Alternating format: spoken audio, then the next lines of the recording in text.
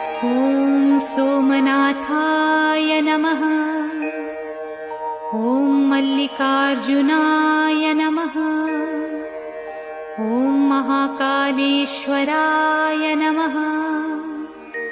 ॐ ओंकारेश्वराय नमः। ॐ वैद्यनाथाय नमः। ॐ भीमशंकराय नमः। ॐ रामेश्वराय नमः। ॐ नागेश्वराय नमः। ॐ विश्वेश्वराय नमः। ॐ त्र्यंबकेश्वराय नमः।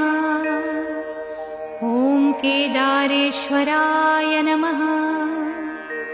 ॐ भुस्मेश्वराय नमः।